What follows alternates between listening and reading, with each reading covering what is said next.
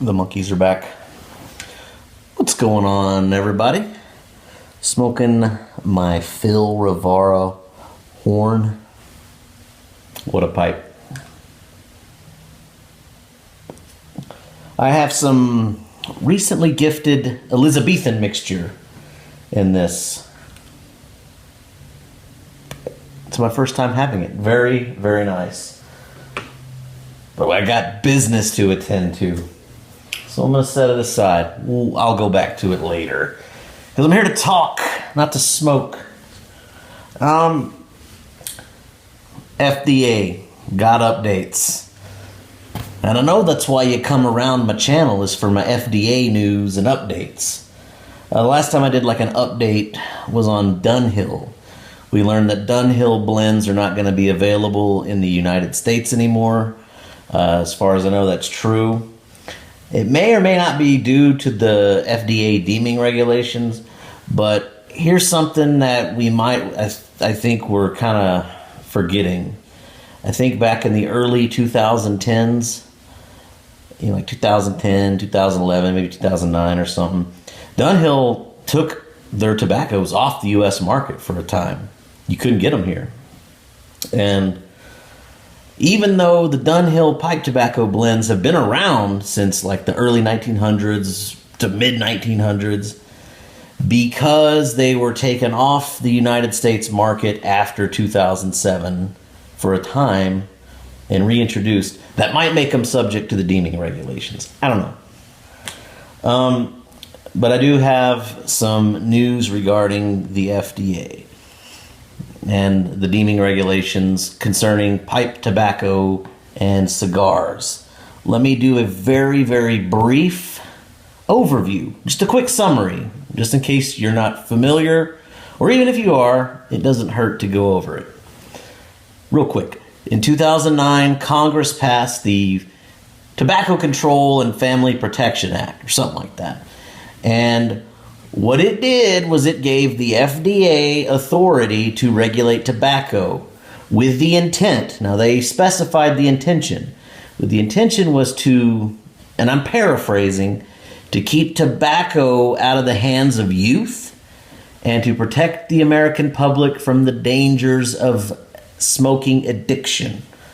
That was the intent. So what happened? A few years later, 2014, the FDA says, we're going to start regulating premium cigars and pipe tobacco. Let us know what you think. And so there was a 2-year period where people could leave comments. People said, pipes and cigars are not addicting. Pipes and cigars are not for children. Children don't smoke them. Children don't want them. They're not marketed to children. So in May of 2016, as last year, the FDA put out their final rule, the deeming regulation, which included heavy regulation of pipe tobacco and cigars, including a rule that stated that if any pipe tobacco blend or cigar that has been introduced to the U.S. market after February 15th, 2007 is subject to regulation, which includes a very arduous, a very inefficient approval process, and a very expensive testing process. And all of that stuff, by the way, is confusing. Nobody really knows what's going on. It's still up in the air.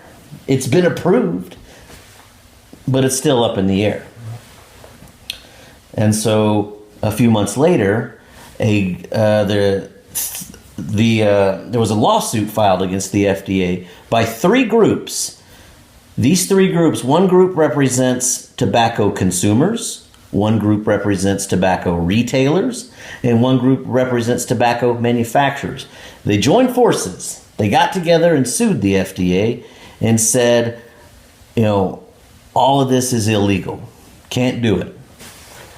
And so there's been back and forth. And that lawsuit is scheduled to be heard in Washington, D.C. Federal District Court on July 28th of this year.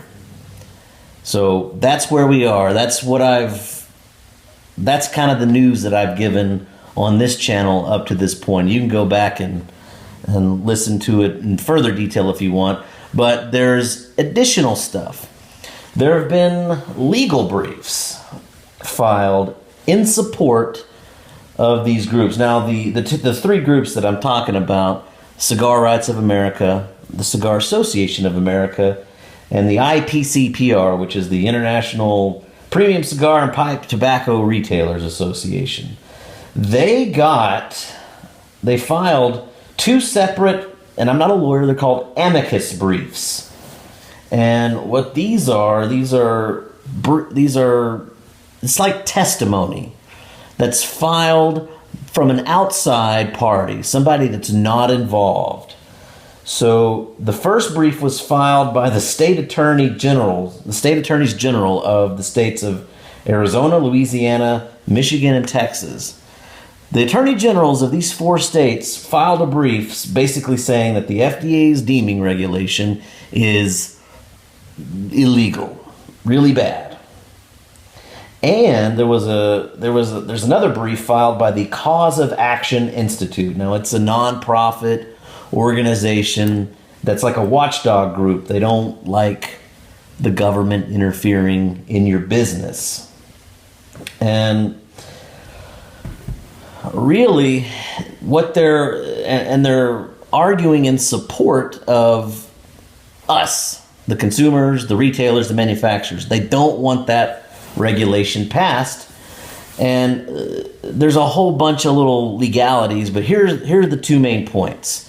What they're saying is that they violated the intention of Congress, and they have violated they have not done a cost-benefit analysis. So let me address the first part, the intention of Congress. I mentioned this earlier in the video. When Congress gave the FDA power to regulate tobacco, they said, we want you to make sure that tobacco is not given to the youth, and we want to make sure it's not marketed to youth, and we want to make sure that you protect the general public from the dangers of smoking addiction. It's very vague language, and they use that vague language to abuse their power. We know, you and I know, that children are not out there buying premium cigars. They're not spending $10, $15, $20 on a cigar, and nor do tobacco companies market them to children. We know this. Same thing with pipe tobacco. How many children do you see out there smoking pipe tobacco? You don't. It doesn't happen. And the FDA, when they came out with their ruling, they said that they kind of trumped up the numbers. They kind of came up with some, they said, oh yeah, children are smoking, and they used fake numbers. And they also said that, smoking's addictive. Smoking pipe tobacco and cigars are addictive. They're not. We know this. Smoking cigarettes is addictive, but smoking cigars, pipe tobacco is not. And there was a lot of evidence, a lot of stuff presented to the FDA when they came up with the deeming regulations, which they ignored. You can't do that. And the second part is the cost-benefit analysis. See, whenever Congress had stated these regulatory agencies, if they're going to start putting regulations on industry, it can't be too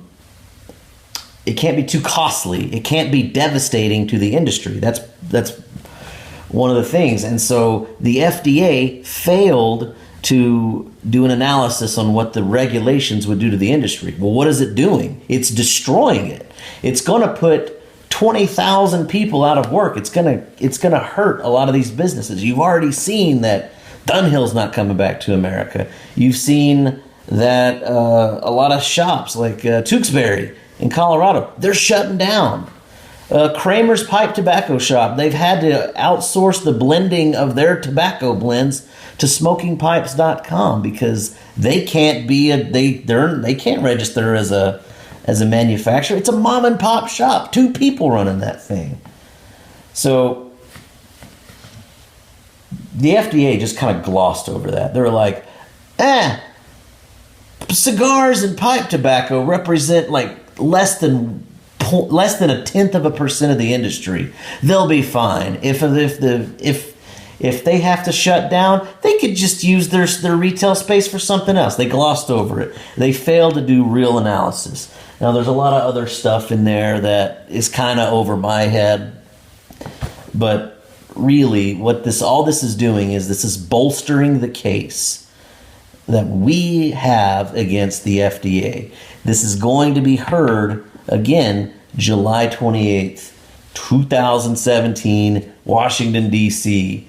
Get your popcorn. It's going to be great. I'm hoping that this is overturned. Now, what else is going on? There are other things that we can talk about that's going to help with the deeming, getting rid of it. There are bills in Congress. I don't know the names. I don't know the names of the bills, but there are bills that are being introduced in Congress, House of Representatives, to reduce the impact of the deeming regulations. Not destroy, not revoke it, which is what we want, but there are efforts to reduce the impact, which would be nice, like the grandfather date of 2007. Some of this regulation would move the grandfather date up to 2016, which would be very helpful. There have been letters from congressmen and lawyers. They've written letters to Vice President Mike Pence. He's a known smoker of cigars, and that's being brought in, and they're trying to bring this FDA stuff to his attention. For another thing, President Trump, regardless of your opinion of him, he has said that he is wanting the regulatory agencies to cut back on their regulations. Well, none so ripe than the FDA and their war against tobacco, cigars and pipe tobacco. That would be great if they.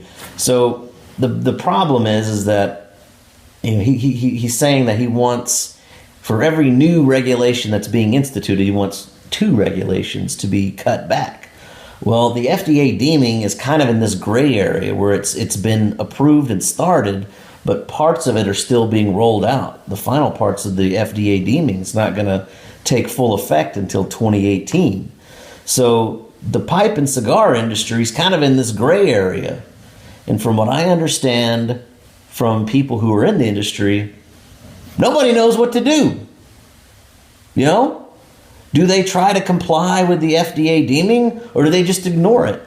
I think, and this is, I don't have this on any good source, but it feels like smokingpipes.com, Laudisi Incorporated, they're just kind of moving forward, business as usual, not even really paying much attention to it.